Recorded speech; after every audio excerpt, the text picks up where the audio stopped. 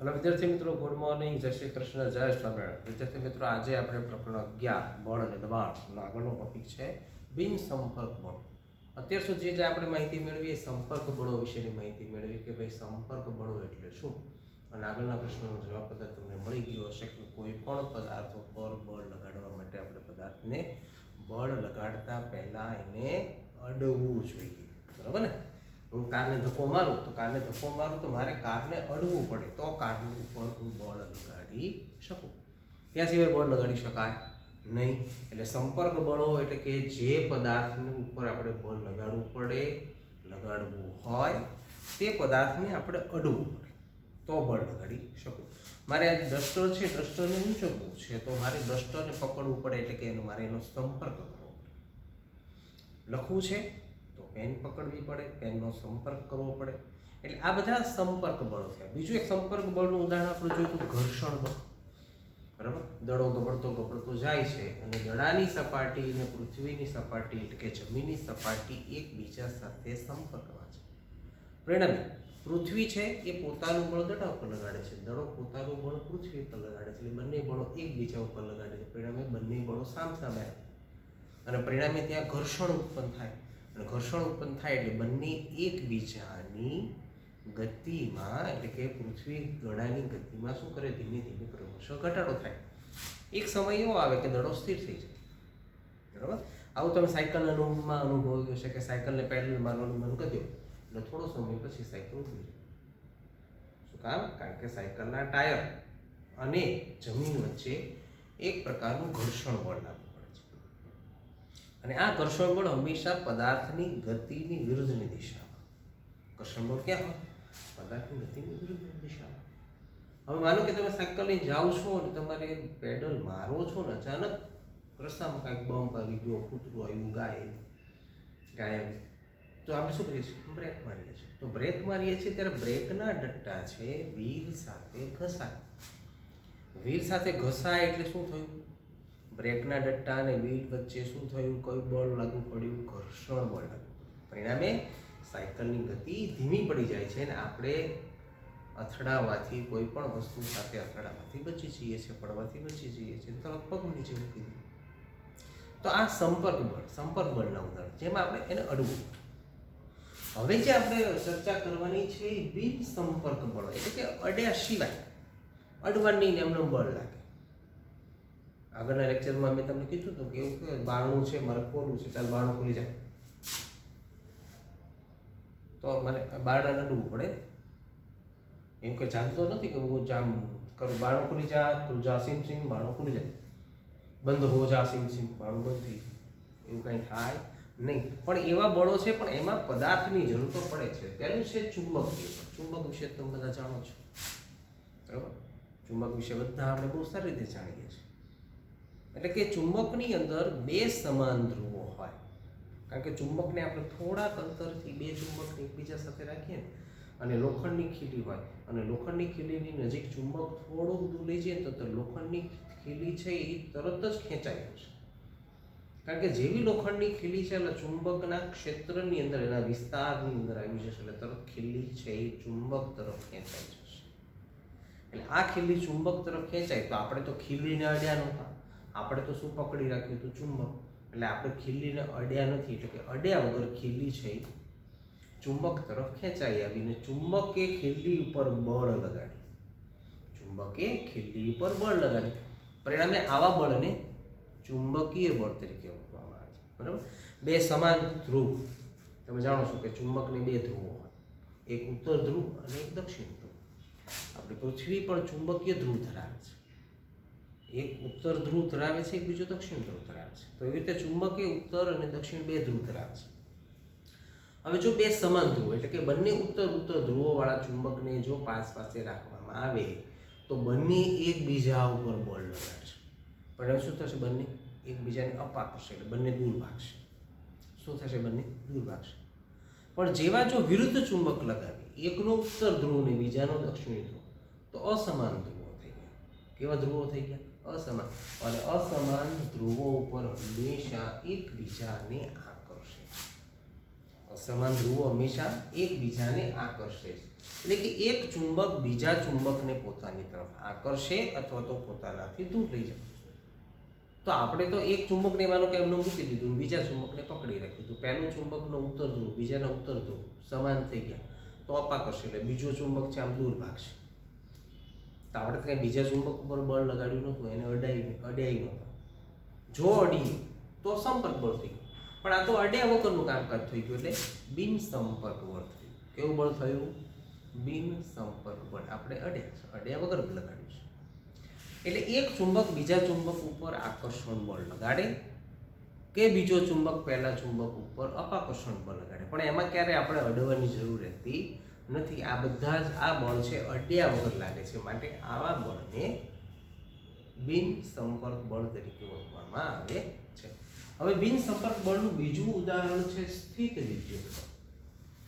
સ્થિત વિદ્યુત બળ તમારી ચોપડીમાં એક સરસ પ્રવૃત્તિ આપી છે કે ઓલી થમ્સઅપ કે સોડા પીવાની સ્ટ્રો આવે ને, સ્ટ્રોના બે ટુકડા નાખવાના, એક સ્ટ્રોને દોરી વડે લટકાવે, બીજી સ્ટ્રો છે એને કાગળ ઉપર ઘસવા, કાગળ ઉપર ઘસીને પહેલી સ્ટ્રોની નજીક લાવો, એટલે પહેલી સ્ટ્રો છે એ આપણી હાથમાં પકડેલી સ્ટ્રોની નજીક ખેંચાઈને આવશે.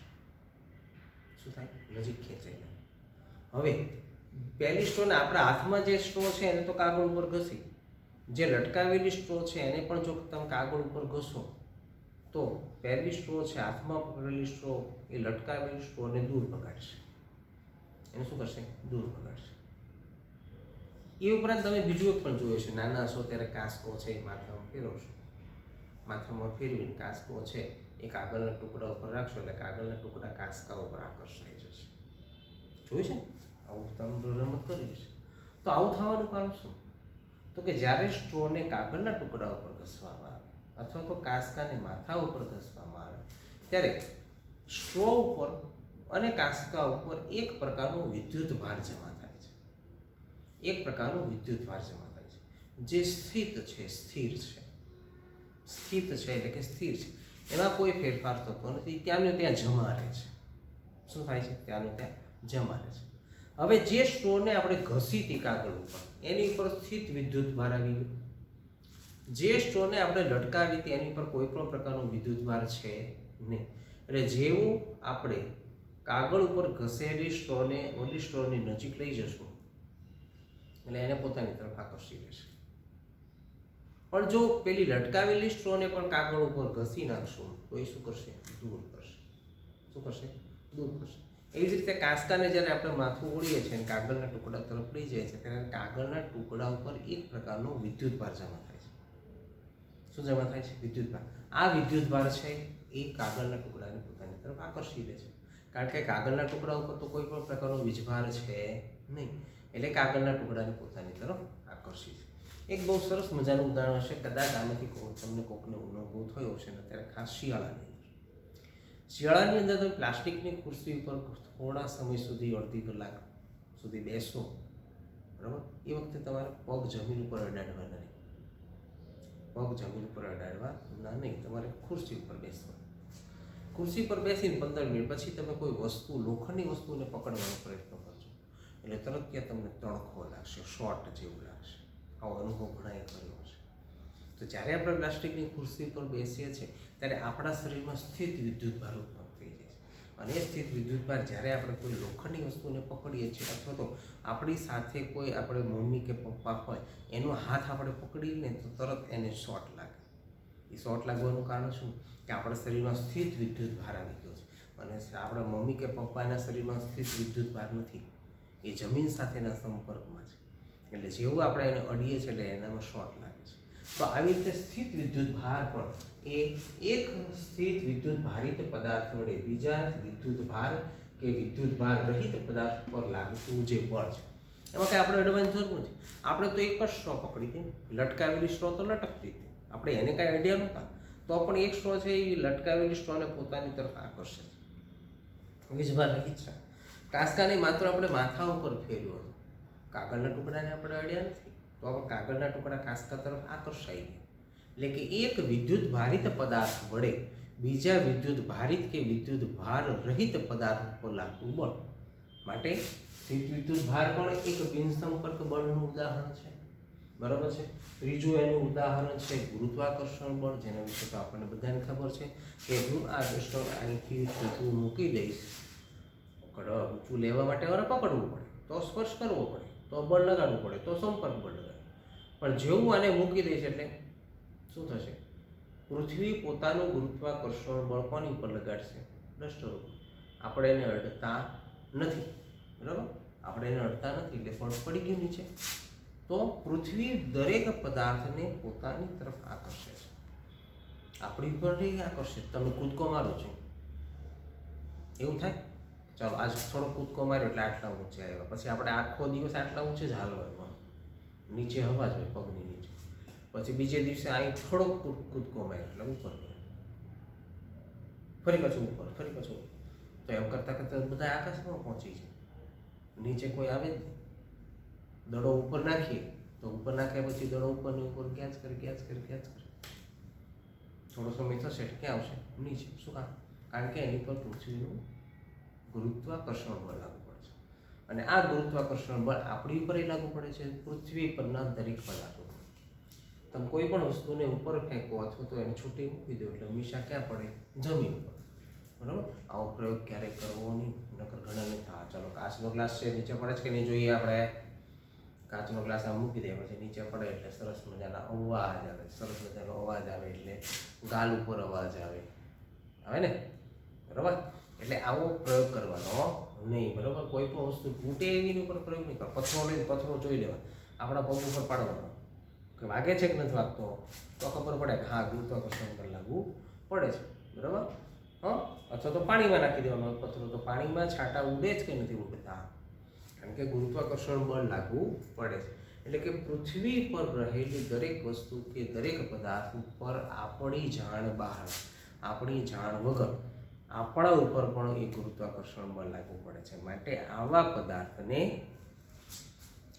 આવા બળને ગુરુત્વાકર્ષણ બળ તરીકે ઓળખવામાં આવે છે. એટલે બળોના બે પ્રકાર જોયા, સંપર્ક બળ અને બિનસંપર્ક બળ. સંપર્ક બળની અંદર સ્નાયુ બળ અને ઘર્ષણ બળ, બિનસંપર્ક બળની અંદર ચુંબકીય બળ, સ્થિત વિદ્યુત બળ અને ગુરુત્વાકર્ષણ. બરાબર? ખ્યાલ આવી ગયો કે નહીં? ઓકે ને? બરાબર? બળ વિશેનો આપણો ટોપિક અહીંયા પૂરો થયો. હવે આ ચેપ્ટરનું અંદર બીજું એક નામ છે દબાણ. બીજું એક નામ શું છે? દબાણ. હવે દબાણ લગાડવું હોય તો પણ બળની જરૂર પડે. મારે આ ડસ્ટર ઉપર દબાણ લગાડવું છે, આ દબાણ લગાડવું, આની પર મારે દબાણ લગાડવું છે. તો આની પર દબાણ લગાડીશ તો શું થશે? આની પર દબાણ લગાડીશ તો ડસ્ટર આમ ખસશે. તો મેં શું કર્યું? બળ લગાડ્યું. બળ લગાડ્યું એટલે શું થયું? દબાણ લાગ્યું, બરાબર? આગળના આ જ ચેપ્ટરની અંદર આપણે આગળ જોયું હતું કે બળ લગાડવાથી પદાર્થના આકારમાં ફેરફાર થાય છે. ફુગ્ગા ઉપર આપણે બળ લગાડ્યું એટલે ફુગ્ગો દબાણ હોય એવું કહીએ ને આપણે. શું કહીએ? ફુગ્ગો દબાણ. લોટ ઉપર બળ લગાડ્યું એટલે લોટ દબાણ, આકાર બદલાવ. તો આપણે એની પર જ્યારે બળ લગાડીએ છીએ ત્યારે આપણે એની પર શું લગાડીએ છીએ? દબાણ લગાડીએ છીએ. શું લગાડીએ? દબાણ. એક ખીલ્લી છે, ખીલ્લીને મારે દિવાલમાં ફોસવી છે, તો હું ખીલ્લીને લઈને આમ કરીશ હાથથી, તો ખીલ્લી જશે દિવાલમાં? કારણ કે હું આંગળી વડે જે બળ લગાડું છું કેવું છે? ઓછું છે. કેવું છે? ઓછું. પણ એ જગ્યાએ હું હથોડીની જોરથી આમ મારી દઉં તો ખીલ્લી દિવાલમાં ખુશી જશે. કારણ કે મેં શું કર્યું? બળ લગાડ્યું. ક્યાં? ખીલ્લીના માથાઓ. ક્યાં લગાડ્યું? ખીલ્લીના માથાઓ. એટલે ખીલ્લી ક્યાં ગઈ? અંદર જતી રહી. હવે બીજી ખીલ્લી લો, બરાબર? બીજી ખીલ્લીનું જે માથું છે ને ટોપકા હોય એને દિવાલ ઉપર રાખો અને અણીવાળો ભાગ મારી પાછો, અને પછી હવે થોડી છે ને ઓલા અણીવાળા ભાગ ઉપર રાખો જોરથી. તો હવે ખીલ્લી જશે અંદર? નહીં જાય. નહીં જાય ને? બરાબર? બીજું એક ઉદાહરણ, આમાંથી ઘરે શાકભાજી કેટલા સુધારતા હશો, બરાબર? હવે શાકભાજી સુધારતા ઘણી વખત તમને એમ થયું શાકભાજી કપાતું નથી. કેમ કપાતું? તમે હાથમાં પકડેલી છરી જો, છરી તો ઊંધી પકડી છે, ક્યાંથી કપાય? તમે ફેરવી શું કરો? છરીની જે ધાર છે, ધારવાળો ભાગ શાકભાજી ઉપર રાખવાનો. કામ કાપો એટલે તરત કપાઈ જાય કે ન કપાય છે? શું કામ? કારણ કે ધારવાળો ભાગ છે એનું ક્ષેત્રફળ ઓછું છે, ધાર વગરનો ભાગ છે એનું ક્ષેત્રફળ વધારે છે. બરાબર? મેં ખીલ્લી સીધી રાખી તો અણીનું ક્ષેત્રફળ ઓછું થઈ ગયું, માથાનું ક્ષેત્રફળ વધી ગયું. પણ ખીલ્લીને ઊંધી રાખી તો માથાનું ક્ષેત્રફળ વધી ગયું એટલે દિવાલમાં નહીં ખૂંચે. જ્યારે અણીવાળા ભાગનું ક્ષેત્રફળ ઓછું થઈ ગયું. એટલે જેમ ક્ષેત્રફળ ઓછું એમ એની પર લાગતું બળ વધારે. ક્ષેત્રફળ ઓછું એમ એની પર લાગતું બળ વધારે. પણ એ આપણે બળ લગાડીએ છીએ એકમ ક્ષેત્રફળ વળી ક્ષેત્રફળની સપાટી દીઠ લગાડીએ છીએ. એ જે બળ લગાડીએ છીએ એમ એકમ ક્ષેત્રફળની સપાટી દીઠ લગાડીએ છીએ. પહેલા ખીલ્લીને સીધી રાખીને હથોડી મારી તો ખીલ્લી દિવાલમાં પહોંચી ગઈ, પણ ખીલ્લીને ઊંધી રાખી તો કે દિવાલ બાજુ એનું ક્ષેત્રફળ વધી ગયું, પણ એમાં ત્યાં ક્ષેત્રફળ વધી ગયું એટલે લાગતું બળ છે એ ફેલાય છે. લાગતું બળ શું થાય? ફેલાય છે. બરાબર? પણ જેવી ખીલ્લી સીધી રાખીને મારી હથોડી એટલે અણીનું ક્ષેત્રફળ નાનું થઈ ગયું, પરિણામે ખીલ્લી દિવાલમાં પહોંચી ગઈ. તમે છરી ઊંધી રાખીને શાકભાજી કાપતા તો નહોતું કપાતું, કારણ કે ક્ષેત્રફળ ત્યાં વધી ગયું. પરિણામે ક્ષેત્રફળ જ્યારે વધે ત્યારે લાગતું દબાણ છે એ હંમેશા ઓછું હોય. અને જ્યારે ક્ષેત્રફળ નાનું હોય કે જેવી તમે છરી સીધી કરી નાખો એટલે છરીનો અણીવાળો ભાગ છે એ એનું ક્ષેત્રફળ ઓછું થઈ ગયું, પણ ત્યાં લાગતું દબાણ છે એ વધી જાય. ત્યાં લાગતું દબાણ શું થાય? વધી જાય. પરિણામે જ આપણે વારઘડીએ પેન્સિલ છે ને એની છોલી નાખીએ છીએ. છોડવાનું કારણ શું? કારણ કે અણી સપાટી કેવી થઈ ગઈ? ક્ષેત્રફળ કેવું થઈ ગયું? ઓછું. અને સરળતાથી તમે લખી શકો છો. બરાબર કે નહીં? પણ જાડી પેનથી લખવાનો પ્રયત્ન કરો, થોડીક આમ મહેનત કરવી પડે, બળ નથી. કારણ કે ઓછા બળે લખી શકાય. એટલે જ્યારે કોઈ પણ પદાર્થ ઉપર બળ લગાડવામાં આવે ત્યારે પદાર્થની એકમ ક્ષેત્રફળ વાળી સપાટી ઉપર લાગતા બળને દબાણ કહેવાય. પદાર્થની એકમ ક્ષેત્રફળ વાળી સપાટી, આ સપાટી છે એની એકમ ક્ષેત્રફળ છે. પછી એકમ એટલે 1 સેન્ટીમીટરનો સ્ક્વેર હોય, બરાબર? 1 મીટરનો સ્ક્વેર હોય, 1 કિલોમીટરનો સ્ક્વેર હોય, બરાબર? તો એકમ ક્ષેત્રફળ વાળી સપાટી ઉપર લાગતા દબાણ બળને દબાણ કહેવાય. એકમ ક્ષેત્રફળ દીઠ લાગતા બળને દબાણ કહેવાય. આપણે જોઈએ કે વંટોળ કે ચક્રવાત, તો કે વંટોળ કે ચક્રવાત શાના કારણે ઉત્પન્ન થાય? દબાણ. તમે સમાચારમાં ઘણી વખત સાંભળ્યું છે કે અરબી સમુદ્રમાં લો પ્રેશર સર્જાયું છે, એટલે કે ઓછું દબાણ. પ્રેશર એટલે દબાણ. તો લો પ્રેશર સર્જાણું છે એનો અર્થ શું થાય? કે ત્યાં જે હવા છે એ હવાનું પ્રેશર એટલે કે દબાણ ઓછું છે. દબાણ ઓછું છે એટલે કે આજુબાજુની વધારે દબાણવાળી હવા એ વિસ્તારમાં આવી જાય. એ વિસ્તારમાં આવી જાય પરિણામે ત્યાં ચક્રવાત ઉદ્ભવે. અને ચક્રવાત ઉદ્ભવે ત્યાં શેના કારણે? તો કે હવાના દબાણના તફાવતને કારણે. બરાબર? પરિણામે ચક્રવાત ઉદ્ભવે, વરસાદ આવે. એટલે કે એકમ ક્ષેત્રફળ દીઠ લાગતા બળને દબાણ કહેવાય. એનું સૂત્ર છે દબાણ બરાબર બળ F ના છેદમાં એકમ ક્ષેત્રફળ A. અહીંયા દબાણની સંજ્ઞા છે P. સંજ્ઞા એટલે કે એને દર્શાવવાની પદ્ધતિ P એટલે પ્રેશર. સમાચારમાં વાંચ્યું ને, અરબી સમુદ્રમાં લો પ્રેશર એટલે દબાણ. બળ માટે ફોર્સ એટલે કે F, અને ક્ષેત્રફળ એટલે કે એરિયા એટલે કે A. બરાબર? અહીંયા તમે જો સૂત્રની અંદર ક્ષેત્રફળ છે એ છેદમાં છે. છેદમાં શું કામ? તો કે જેમ ક્ષેત્રફળ ઓછું એમ લાગતું દબાણ વધારે, માટે છેદમાં છે. તો આ છરી વડે આમાં આપણે કાપી શકીએ. ઊંધી છરીથી કાપવાનો પ્રયત્ન કરજો, નહીં કપાય. મેં શાકભાજી કપાતું નથી, ખીલ્લી અંદર જાવતી દિવાલમાં જાતી જ નથી. પણ સીધી રાખો ને. થોડું ટાંકણી જોઈએ, ટાંકણીનું માથું કેવું હોય? મોટું. અણી તો આપણે ઊંધાથી પ્રેસ કરીને કાગળમાં કેવી સરળતાથી વહી જાય ટાંકણી. કારણ કે માથાના ભાગનું ક્ષેત્રફળ વધારે છે એટલે ત્યાં દબાણ લગાડી શકે. એ દબાણ જ્યારે અણી ઉપર આવે ત્યારે અણીનો ભાગ છે એનું ક્ષેત્રફળ નાનું છે, પરિણામે ફટ કરતી કાગળમાં ખૂંચી જાય છે. બરાબર? એટલે કે જેમ ક્ષેત્રફળ છેદમાં છે એટલે કે પૃષ્ઠનું ક્ષેત્રફળ જેટલું ઓછું તેટલું તેના પર લાગતું દબાણ વધારે. પરિણામે તમે થેલો લઈ અને જ્યારે સ્કૂલે આવો છો ને ત્યારે થેલાના પટ્ટા પહોળા રાખવાના આવે છે. પહોળા રાખવાનું કારણ શું? જો એની જગ્યાએ દોરીવાળા રાખ્યા હોત તો તો કે દોરીવાળા રાખ્યા હોત તો આપણા થેલાની અંદર વજન કેટલું 10 કિલો, અને એ દોરી કેવી થઈ ગઈ? પાતળી થઈ ગઈ. દોરી પાતળી થઈ ગઈ એટલે શું થયું? ત્યાં લાગતું દબાણ વધી ગયું. લાગતું દબાણ વધી ગયું એટલે તમારા ખભા ઉપર દોરીની નિશાન પડી જાય અને તમને વાગે, ખૂંચે. જ્યારે પટ્ટા પોળા રાખ્યા હોય તો શું થાય? પટ્ટા પોળા રાખ્યા હોય તો શું થાય? કારણ કે એની પર લાગતું દબાણ છે એ વહેંચાય છે, એટલે આમાં આપણને એનો ભાર લાગતો નથી કે પટ્ટા આપણને વાગતા નથી. બરાબર છે? તો આ દબાણ વિશેની માહિતી થઈ. બિન સંપર્ક બળ વિશેની પણ માહિતી મેળવી. આગળના ટોપિકની અંદર પ્રવાહી કે વાયુઓ દ્વારા લગાડવામાં આવતું જે દબાણ છે તેના વિશેની ટોપિક લઈ અને આ ચેપ્ટરના સ્વાધ્યાયના પ્રશ્નોની ચર્ચા આપણે કરશું. ઓકે વિદ્યાર્થી મિત્રો.